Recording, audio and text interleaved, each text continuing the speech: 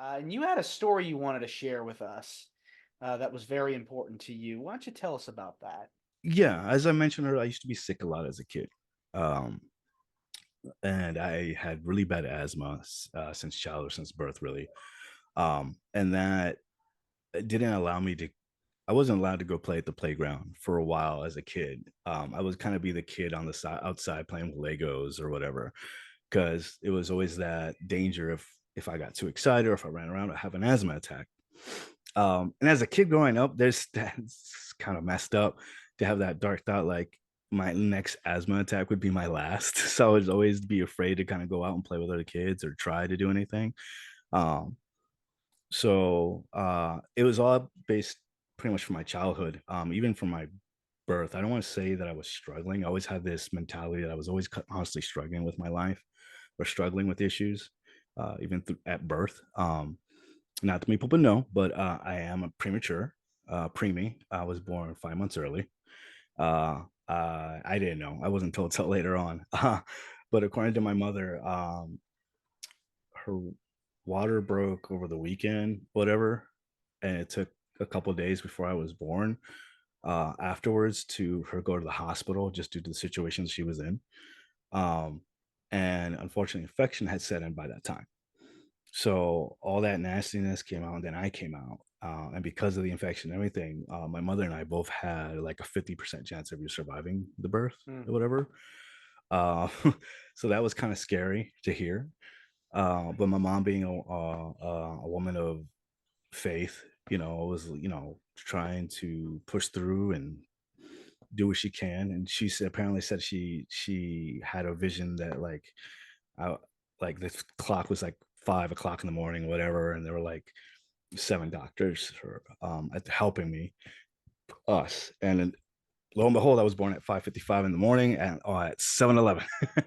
So uh, so that was crazy. And then Yeah. a couple of years, I spent a couple weeks at the hospital, a couple weeks at home, and that went on for a few months because I was, I want to say fragile, but I was delicate.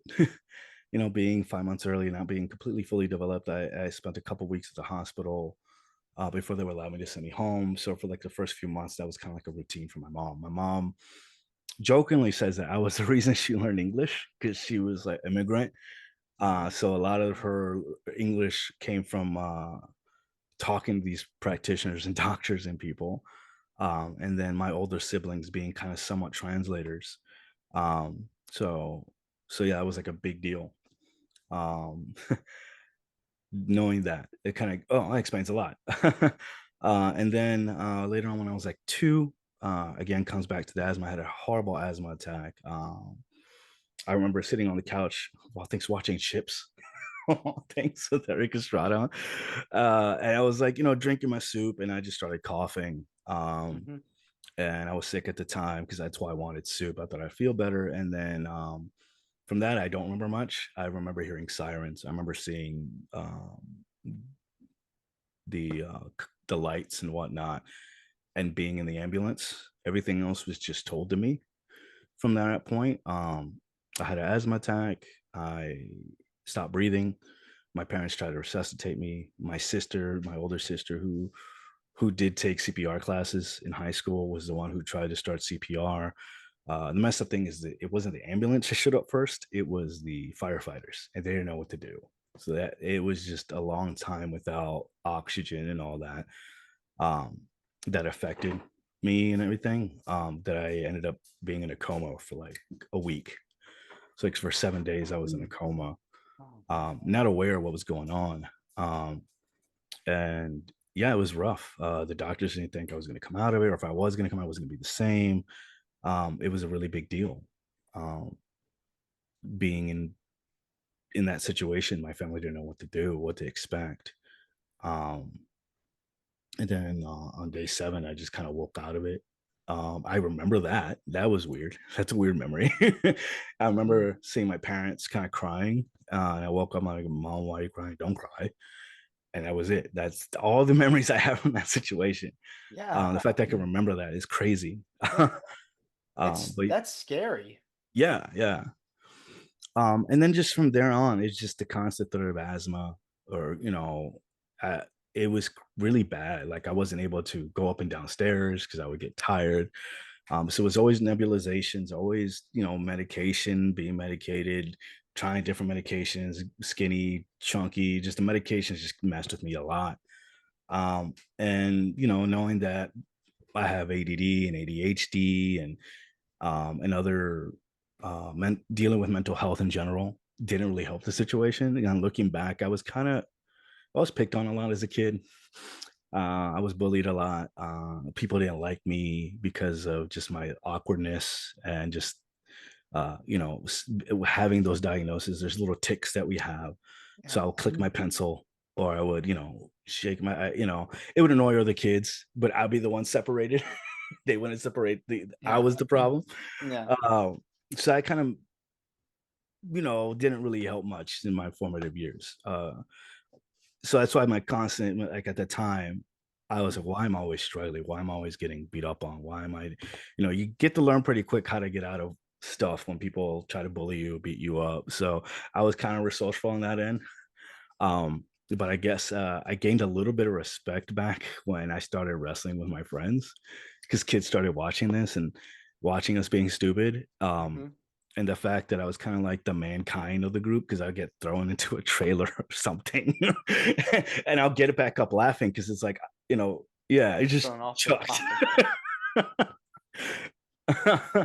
topic. Looking back, it's funny. I'm like, wow, I guess that's kind of a weird way to gain respect. Like we're beating up this kid, but he's getting up and laughing. Okay, that's kind of Mhm. weird, Yeah.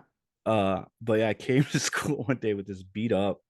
It was an old WWE title, and a buddy of mine like duct tape it back together with like random bits of tape, and he just was Sharpie hardcore champ. And I came to school with this beat up old WWE and like a Mm. huge bruise on my arm Mhm. because a buddy had thrown me into a playground and on a trash can, and there were kids watching this. And when I picked up the title, they're like cheering. I come back and take it to school the next day. They're like, "That's pretty cool." Like, yeah, I was like, "Really? Now I'm cool." It was just kind of crazy to see that difference. Yeah. Um, yeah, so yeah, in a way, the wrestling stupid backyard wrestling, kind of helped me, reclaim some respect and get some street cred in a way. And you're now doing it, and you're successful, and you're loving what you're doing, which is Yeah, the important thing. It's, very traumatic, being able to, having to go through all that, but the fact that you overcame all that stuff to see where you are today is just pretty amazing. So yeah, yeah, I so see it as a awesome. blessing. I looking back at the time, I didn't understand it. Things happen. Not saying that things happen for a reason, but um, looking back at it, my mind about it has changed. My thought process about it. Um, I'm not telling this story. I'm not telling people to feel sorry for me or feel bad for me. Be like, oh, poor David, like, oh, poor baby. No, no, no. It's at the time, yeah. That's how I felt. Like I was being babied, or it helped me in a way, in a messed up kind of way. But now it's kind of like I wasn't struggling. Is the fact that I was fighting, and I beat the shit out of all that. I literally stared death in the face, and I said, "Fuck you." Yeah. And I'm here.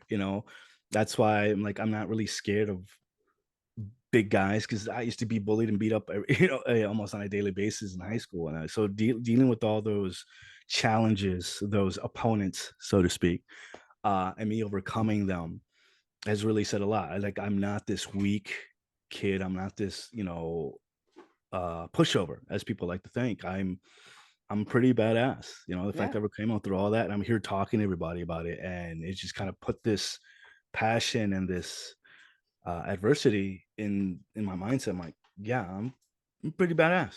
Yeah.